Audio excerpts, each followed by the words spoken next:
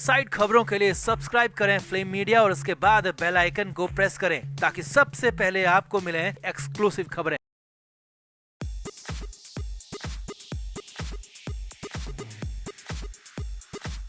महाराष्ट्र के मंत्री नवाब मलिक को बेसब्री से 18 अप्रैल की सुनवाई का इंतजार था, मगर 18 अप्रैल की तारीख भी मलिक के लिए राहत की कोई गुंजाइश लेकर नहीं आई। पीएमएलए कोर्ट में हुई रूटीन हियरिंग के दौरान मलिक अपनी बीमारी की दुहाई देते रहे, अपने खराब स्वास्थ्य का हवाला देकर रिहाई मांगते रहे, मगर कोर्ट मलिक के इन पैतरों से नहीं पिघली और कोर्ट ने दो टूक फैसला सुनाते हुए मलिक को अभी जेल में ही रहने के आदेश दिए। अभी मलिक को जेल से रिहाई नहीं दी जा सकती, ऐसा कोर्ट ने कहा। तो क्या क्या हुआ कोर्ट रूम में, कैसे मलिक ने अपनी बीमारी को हथियार बनाना चाहा और कैसे कोर्ट के एक फैसले ने मलिक की तमाम उम्मीदों पर पानी फेर दिया, आपको दिखाते हैं सब। आप भी वीडियो को शेयर करें और कोर्ट के फैसले पर अपनी राय जरूर दें। तो ऑर्थर रोड जेल से नवाब मलिक को पुलिस और ईडी की टीम अपने साथ पीएमएलए कोर्ट लेकर पहुंची, क्योंकि 18 अप्रैल को सुबह 10 बजे के बाद उनकी सुनवाई होनी थी। हालांकि पहले भी सामने आया था कि मलिक की तबीयत कुछ नासाज थी, मलिक ठीक से चल भी नहीं पा रहे थे।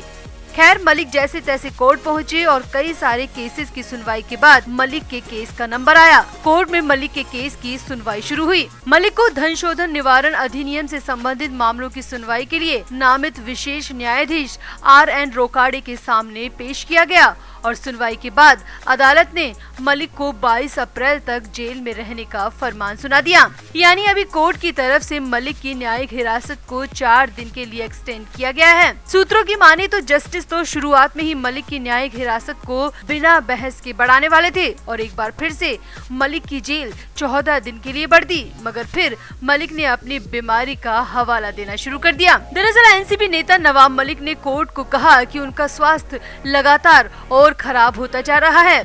मलिक ने कोर्ट को बताया कि वो गुर्दे की बीमारी के कारण अस्वस्थ हैं और उनके पैरों में सूजन बढ़ती जा रही है, जिसकी वजह से उनका चलना और फिरना दोनों मुश्किल हो चुका है। कोर्ट में मलिक ने आगे कहा, जब भी उन्होंने अपने पैरों में दर्द की शिकायत जेल के अधिकारियों से की तो जेल के अधिकारियों ने उन्हें केवल दर्द निवारक दवाएं यानी कि पेन किलर देकर ही टाल दिया, मगर इससे मेरे दर्द को राहत नहीं मिल रही है। मलिक ने आगे कोर्ट के सामने इल्तिजा करते हुए कहा कि वो अपनी गिरती सेहत और खराब स्वास्थ्य का स्थायी समाधान चाहते हैं। वो जेल से बाहर निकलकर किसी अच्छे डॉक्टर की निगरानी में अपना इलाज करवाना चाहते हैं, इसीलिए उन्हें जेल से रिहाई दे दी जाए। कोर्ट उनके खराब स्वास्थ्य और उम्र का ख्याल करते हुए ही अपना फैसला सुनाए।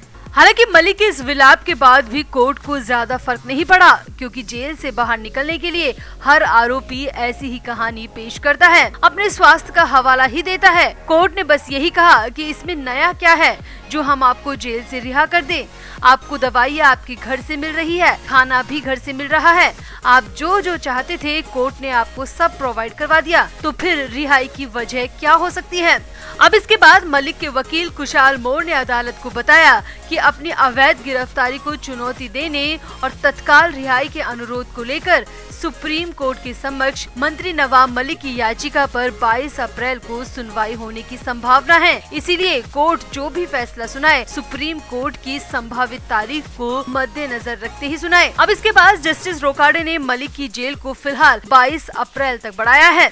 अब सामने आया है कि कोर्ट से निकलने के बाद मलिक का चेहरा एकदम उदास था और वाकई में मलिक ठीक से चल भी नहीं पा रहे थे। ये तो पहले भी सामने आ चुका है कि मलिक पहले से कई बीमारियों से पीड़ित रहे हैं और हो सकता है कि जेल की चारदीवारी और लगातार स्ट्रेस की वजह से बीमारियां ज्यादा परेशान कर रही हो। मगर कोर्ट का कहना है कि अगर आप बीमार है तो हम आपका इलाज करवाएंगे, मगर इसके लिए जेल से रिहा करना कोई न्यायिक फैसला नहीं है। अब फिलहाल मलिक को 22 अप्रैल तक ऑर्थर रोड जेल में रहना होगा और संभावना है कि सुप्रीम कोर्ट 22 अप्रैल को ही मलिक के मामले की सुनवाई करे, क्योंकि कपिल सिब्बल की याचिका पर सुप्रीम कोर्ट ने आश्वासन दिया था कि कोर्ट मलिक के मामले की अर्जेंट सुनवाई को तैयार है और लिस्ट करने को भी तैयार है। तो इसीलिए हो सकता है कि मलिक मामले की सुनवाई सुप्रीम कोर्ट में 22 अप्रैल को हो। और अब तो फिलहाल मलिक को 4 दिन तक तो जेल में ही रहना पड़ेगा और उसके बाद सुप्रीम कोर्ट के आदेश के बाद ही मलिक को लेकर आगे का रास्ता साफ होगा कि मलिक को रिहाई मिलती है या फिर मलिक की आगे की जिंदगी भी जेल में ही करती है। तो आपको क्या लगता है, क्या मलिक बीमारी का हवाला देकर जेल से बचना चाहते हैं? आखिर क्यों बार बार नवाब मलिक सिर्फ बीमारी को ही वजह बनाते हैं? क्या मलिक के वकीलों के पास ऐसी कोई दलील नहीं है, ऐसा कोई सबूत नहीं है जो कि मलिक को जेल से आजादी दिलवा सके? तो फिलहाल तो मलिक की बड़ी न्यायिक हिरासत के फैसले पर आपका क्या कहना है? कमेंट जरूर करें और वीडियो को भी शेयर करें। तो नवाब मलिक 23 फरवरी से ईडी के शिकंजे में ऐसे फंसे हैं कि निकलने का नाम नहीं ले रहे। पहले मलिक ईडी की रिमांड पर थे, यानी कि ईडी के सवाल जवाब का सामना कर रहे थे।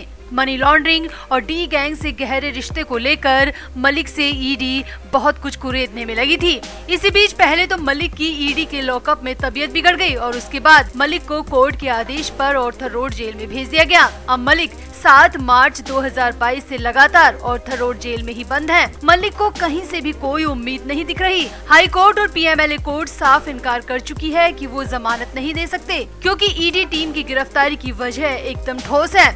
अब थक हार कर मलिक ने सुप्रीम कोर्ट का दरवाजा भी खटखटाया है और रिहाई की मांग की है, मगर सुप्रीम कोर्ट कब की तारीख देगा, कितनी हियरिंग में याचिका पर बहस हो पाएगी, क्योंकि कोर्ट की प्रोसीडिंग काफी लंबी होती है। ऐसे में अब मलिक की सारी उम्मीदें फिलहाल 18 अप्रैल को यानी कि कल होने वाली कोर्ट की सुनवाई पर टिकी है।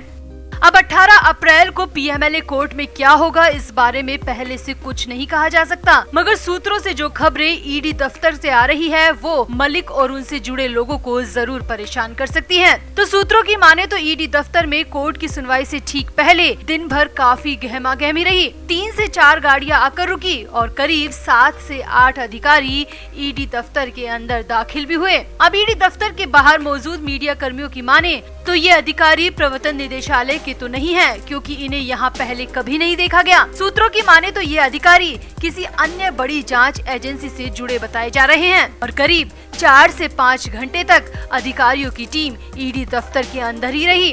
और जब अधिकारियों की टीम बाहर निकली तो उनके हाथ में 3 से 4 मोटी फाइलें भी थी, जिससे अंदाजा लगाया जा रहा है कि कोर्ट की सुनवाई से पहले कुछ बड़ा हो सकता है। अब इस बात को थोड़ा और समझने की कोशिश करते हैं। तो हाल ही में आपको पता ही होगा कि अनिल देशमुख को ऑर्थर रोड जेल से सीबीआई की टीम ने डिटेन किया था और फिलहाल सीबीआई की विशेष अदालत ने अनिल देशमुख की न्यायिक हिरासत को 14 दिन के लिए और बढ़ा दिया है। अब अनिल देशमुख को भी पहले ईडी ने ही गिरफ्तार किया था। पिछले साल नवंबर में ईडी ने 100 करोड़ की जबरन वसूली के मामले में देशमुख को गिरफ्तार किया था और अब देशमुख का मामला सीबीआई भी देख रही है। सीबीआई देशमुख को ऑर्थर रोड जेल से डिटेन भी कर चुकी है, यानी कि जब देशमुख के मामले में देश की 2 बड़ी जांच एजेंसियां एक साथ आ सकती है, तो कहीं ऐसा तो नहीं कि मलिक के मामले में भी कुछ ऐसा ही होने जा रहा है। अब सूत्रों की माने तो हो सकता है कि ईडी दफ्तर पहुंची अधिकारियों की टीम सीबीआई से ही जुड़ी हो सकता है सीबीआई अब नवाब मलिक के मामले में अपनी जांच शुरू करना चाहती हो, और अगर ऐसा होता है तो नवाब मलिक के लिए मुसीबत पहले से 2 गुनी हो जाएगी, क्योंकि पहले ही 3 बार कोर्ट ने मलिक की रिहाई को रिजेक्ट कर दिया और 18 अप्रैल को कहीं ईडी ने सीबीआई जांच के तथ्य भी जोड़ दिए तो मलिक का जेल से बाहर आना फिलहाल मुश्किल हो जाएगा।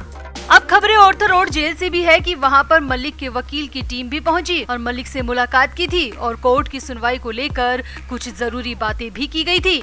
अब सामने आया है कि वकीलों से मिलने के बाद मलिक का चेहरा फीका पड़ गया था, क्योंकि हो सकता है मलिक को भी ईडी और सीबीआई की हलचल की कुछ भनक लग गई हो। तो आपको क्या लगता है कि क्या अब मलिक को जमानत मिल जानी चाहिए या फिर मलिक के आरोपों को देखते हुए अभी उन्हें और जेल में ही रहना चाहिए? और अगर इसी बीच ईडी के साथ एक और बड़ी जांच एजेंसी मलिक पर लगे आरोपों की जांच करती है तो नवाब मलिक पर मुसीबत कितनी बढ़ जाएगी? आप भी अपनी राय कमेंट बॉक्स में जरूर दें और वीडियो को भी शेयर करें।